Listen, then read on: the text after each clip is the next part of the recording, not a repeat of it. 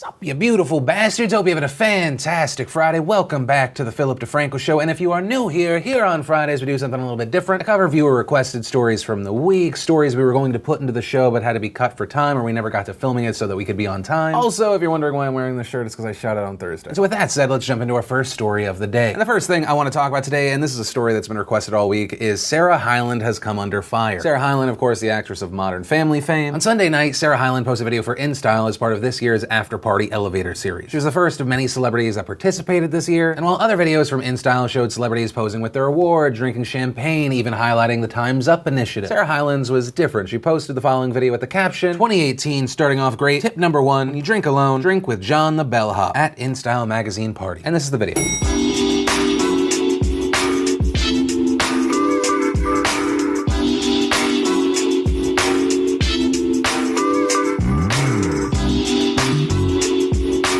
So in the video, we see Hyland drinking champagne, she's acting tipsy, she tries to leave the elevator, stumbles backwards into John the Bellhop's arm. And almost instantly, the criticism and hate was getting thrown her way. People saying it was inappropriate given the recent focus on sexual harassment. People saying that it was in poor taste because on Sunday, so many people at the Golden Globes were standing up for women being taken advantage of. To read a few. Really, in this climate, you show a young girl drunk and falling into the arms of an older man as doors close to give her no escape? Tone deaf much? Why is she allowing a man to touch her inappropriately? Is this not going against what the night stands for? But we also saw those rushing to her defense. One user asking, what about it was poor timing? It would have been inappropriate if she was dragged back into the elevator or doing something against her will. Clearly not the case. It was a cute video. People need to stop trying to make everything offensive. Others calling it harmless. Hyland's only response to the criticism thus far was a tweet where she wrote, hashtag John the Bellhop is a very nice old man, FYI, completely sober. And I will say personally, I land on the side of, this isn't really offensive. Like, I pride myself on trying to see where other people are coming from, putting myself in someone else's shoes and then viewing the situation. Like, I just went back to the video and it's amazing to me that this story has continued throughout this week getting new coverage. User Jenny Z 2013 writing, this is so trashy and I cannot believe you haven't taken it down yet. What in the world would make you think that you doing exactly what we are blamed for doing all the time would be funny? So many young women look up to you and this is what you find funny? You are not funny at all. If I was already angry in general, I could make myself furious about this video. Like if I really wanted to, I could get angry at Sarah Hyland for treating John the Bellhop like an object. This guy, who's definitely a real bellhop and not an actor, is being used like a prop. He's just trying to do his job. Sarah Hyland's using him like a bookshelf. She then steals his property and she would have gotten away with it too if she didn't stumble backwards into the man she just robbed and used as an object. And I think in general there is a reason to be outraged about many things in our society, many of the things that are trying to be addressed by so many movements right now. But when you waste, and I really do believe it's waste your energy hating on a situation that like this, I think it's a goofy, stupid video. When you waste so much energy on that and it takes you away from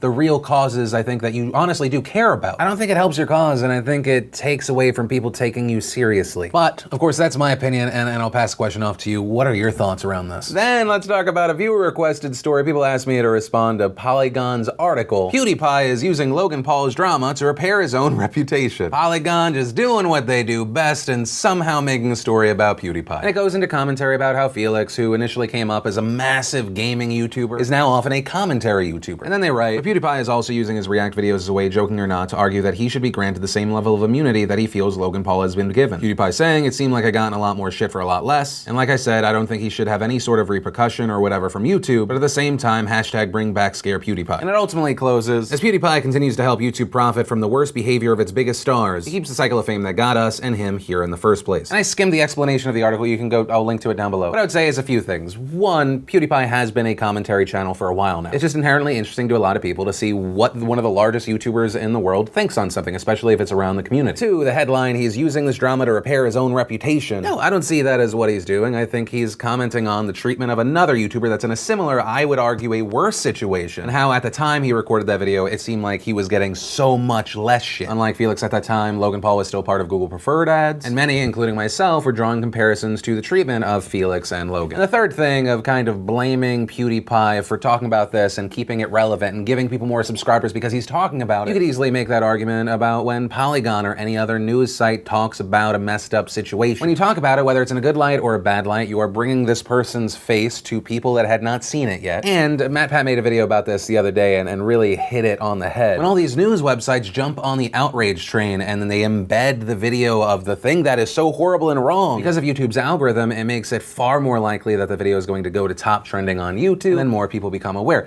Everyone is a part of that problem. But in general, I just felt it was a kind of pointless article. But there you go, that's my response. And then let's talk about the update around that Louisiana teacher situation. So we talked about it earlier this week, but on Monday night, the Vermilion Parish School System had a meeting where they were discussing a new contract for their superintendent. The contract included a $38,000 raise for the superintendent, and some people had issue with that. Dacia Hargrave was recognized to speak before and after the vote took place. When she was recognized after, she was told her comments were out of order, and then while the superintendent was speaking to her, she was removed by an officer. Once out of the room, there's a scuffle, and the officer forcibly arrests Hargrave. Why? What are you doing? What are you doing? Don't. Can you explain? Are you kidding me? Stop resisting. I am not. Stop You just pushed me to the floor. Sir, hold on. I am way smaller than you. And she ended up being charged with remaining after being forbidden and resisting an officer. She was bonded out. The school board said they're not going to press charges. Yesterday, the Louisiana Association of Educators posted a video from Hargrave where she thanks the public for their support and urges people to speak out. And I'd like to thank my community, my students, my fellow coworkers and educators. It was a huge deal that you not only messaged me, you wore black in support of me, you shared things on social media, you got vocal. And that is the most important thing. So please don't let the conversation end with me. Please go to your local school board meetings, speak out, be vocal. Hargraves also told the media that she wants an apology from the marshal and the superintendent, saying he's our leader. He's the top person in this school board, and ultimately he was speaking and he was interrupted like I was. He should have stopped that. She also explained what happened off camera. In the video, we see that she's leaving. Then the next thing we know, she's being slammed down on the ground. She said that as she walked towards the door, she turned her head and asked, "Why am I being asked to leave?" Adding, "Before I finished the question, he cuffed my left hand, grabbed my right hand down, and that's when I was on the floor and I started yelling, 'What are you doing?'" Now, as far as the note of Hargrave getting an apology, I don't know about the superintendent, I don't know about the police officer. But one person she's definitely not going to get an apology from is the board president. The board president, Anthony Fontana, did a phone interview and he had this to say about the issue. Everybody wants to side on Pet.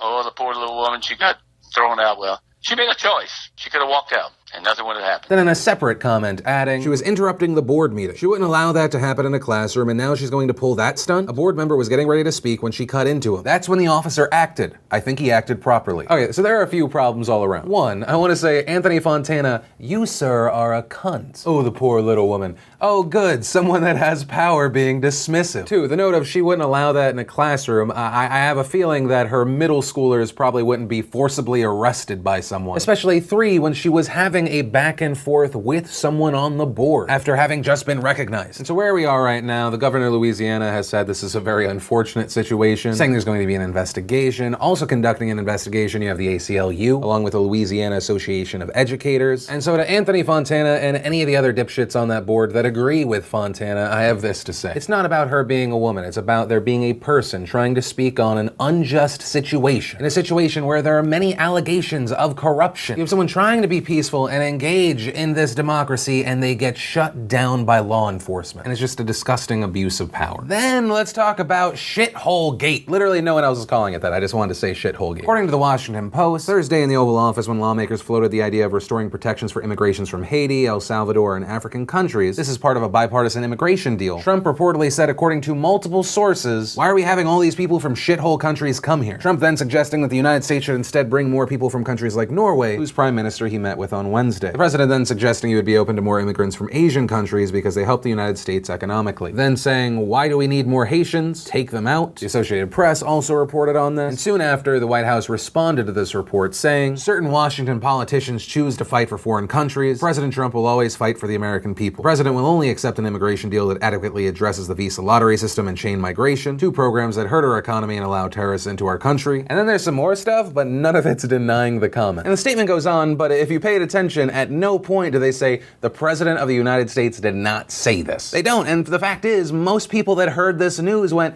yeah, he probably said that. And I mean both people that dislike Trump and people that love Donald Trump. The people that dislike Donald Trump saying, see, just another example, he's bigoted, some saying he's racist. The people that like Donald Trump saying, hey, he's not politically correct, and those places are shitholes, right? You saw that argument from Fox News to the Donald. This statement resonates with a good chunk of Donald Trump's base. It doesn't really move the needle, and Donald Trump had the chance to quickly deny it. He was tweeting while this was on all the news stations, while the White House was getting press inquiries, while it was trending on Twitter, which we know he was on. But then finally this morning, Donald Trump tweeted and denied the accusation, saying the language used by me at the DACA meeting was tough, but this was not the language used. What was really tough was the outlandish proposal made, a big setback for DACA. Never said anything derogatory about Haitians other than Haiti is obviously a very poor and troubled country. Never said take them out. Made up by Dems. I have a wonderful relationship with Haitians. Probably should record future meetings. Unfortunately, no trust. So it appears that he's denying that he specifically said shithole countries. He denies saying anything derogatory about the Haitians, but if you really pay attention to that initial claim, the claim was that he said take Haiti out, and the shithole countries comment was about African nations in general. But for the most part, it appears the president's playing his greatest hits and he's claiming fake news. And in response to that claim, Senator Dick Durbin, who attended the meeting, said that Donald Trump is lying. And here's what he said this morning. As Senator Graham made his presentation, the president interrupted him several times with questions, and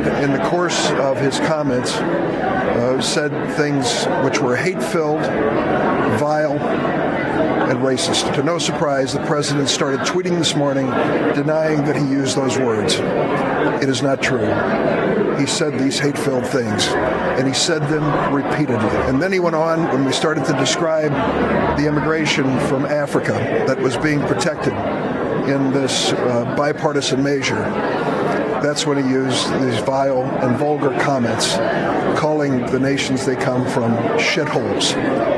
The exact word used by the president, not just once, but repeatedly. We also saw a response from Representative Mia Love, a Republican from Utah, saying the president's comments are unkind, divisive, elitist, and fly in the face of our nation's values. The president must apologize to both the American people and to the nations he wantonly maligned. And Representative Mia Love herself is a child of Haitian immigrants. We also saw a U.S. representative being summoned to explain Trump's comment to the Haitian government. We also saw Haiti's U.S. ambassador condemn the comments, saying he believed they were based on stereotypes, adding either the president has been misinformed or he is miseducated, adding Haitians fought along U.S. soldiers in the Revolutionary War and we continue to be great contributors to American society. Eba Kalando, a spokeswoman for the African Union, saying, the African Union Commission is frankly alarmed at statements by the President of the United States when referring to migrants of African countries and others in such contemptuous terms. Considering the historical reality of how many Africans arrived in the U.S. during the Atlantic slave trade, this flies in the face of all accepted behavior and practice. And that's something I want to hit on. There were some people defending the comments, saying he was commenting on the places, not the people. And to me, that seems like a really weird argument. Like if I was having a party and I was inviting people from New York and Boston, and at one point I was like,